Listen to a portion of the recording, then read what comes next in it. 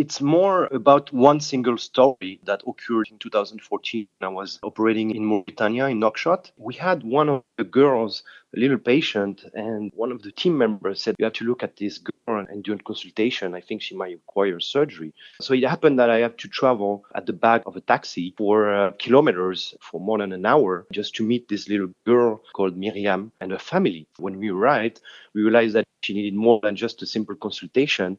She needed performing equipment, so the echographer, an EKG, to do a proper diagnosis. She had rheumatic heart disease, and fortunately, it was diagnosed really late. I mean, I'm starting to think, if I go myself in a cab just to travel kilometers, what if we bring the whole team with the equipment and then we become more mobile? So the patient doesn't have to travel to the hospital. So it was a way to provide a solution, a concrete solution to patients before they get such complication from heart disease. How did you go from Mauritania to now Abidjan? We discussed with Didier Drogba, the international soccer player from Cote d'Ivoire, and we said, what about creating those micro hospitals that can travel to the villages? He said, wow, that's a good idea. It's a little bit crazy, but then why don't we sit and just try to figure it out? And that's what we did. A year later, in 2015, we launched the first ever heart mobile clinic. And we did it in Abidjan. We trained the doctors here in Africa, but as well in France. So it's quite a big team then. It's not just you going around in a van treating patients. There is a whole complex system of people working around that, from the colleague, the nurse, the cardiologist, all the operating room staff, but as well whole the system of the hospital.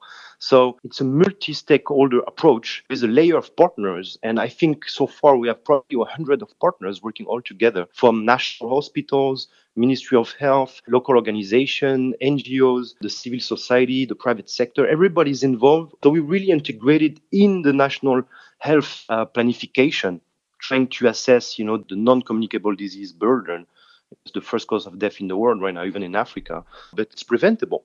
So if you educate the people, if you screen them long enough, if you educate the mom, the woman, and the children at school about the risk of developing a cardiac disease, you can really prevent it with simple medicine, with simple lifestyle advices. So that's what we're trying to provide, more only than heart surgery, which is the last action. So far we screened almost 5,000 patients here in Abidjan and probably 10 villages. And we are planning to operate 100 of them for free here in Ivory Coast with the local doctors. And so that's a big premiere because usually you provide the screening or you provide the surgery. When it comes to operating, is that not a challenge in a difficult sort of rural environment? How does that work? It can be extremely difficult if you want to provide surgery in a rural area.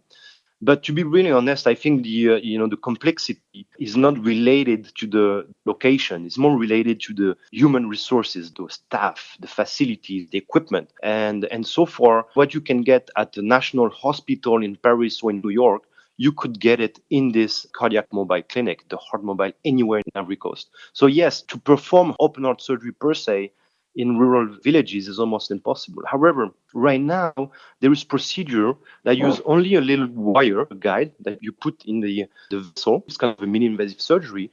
And you can put a prosthesis in the heart or dilate some vessel in the heart within 20 to 30 minutes without opening the chest. So the patient can be out to his home the next day. So just imagine now we have the screening mobile, but then we're working on that, on planning how we can have this mini surgical room in a truck where we can just bring hospital next to every patient. So you do have a surgical room in the van that you take to the villages and people are getting treated. Is that right? Right now, what we do the screening. So now we can do all the diagnosis, really precise diagnosis with the echocardiograph, but we cannot provide the treatment in the villages. That's a solution we're working on. What is it going to take for you to get to that next level? We screen the children and the people, and we can save them right away in the country. So it's already done. It required a lot of passion about the project. We've been initiated that 3 years ago. A lot of involvement in every single stakeholder. I think the willpower of the national authorities, it's tremendous support. So that's what we need. We need more supporters and more sponsors for that. The next step would be to provide mini-invasive surgery in the truck everywhere in those underserved area. So we can have access, everybody can have the same access and equal access to cardiac care. This healthcare is free, so who is paying? We've been funded by private philanthropists that have been willing, to support the cause and see concrete results because they know that we just go to the field to deliver what we say we do. But I think we really have to discuss what is the sustainability of this model, how you can integrate this tool as part of the universal health coverage strategy in countries owned by the country, not by Heart Fund or another NGOs. Yeah. It has to be, proper tool that can be used in the right way. When you build hospital, you should thinking of building mobile hospital connected to them. For us is really the next step where governments say now we have a 50 hospital, but we have a 200 mobile clinic and all connected together. That's where now the next step is coming.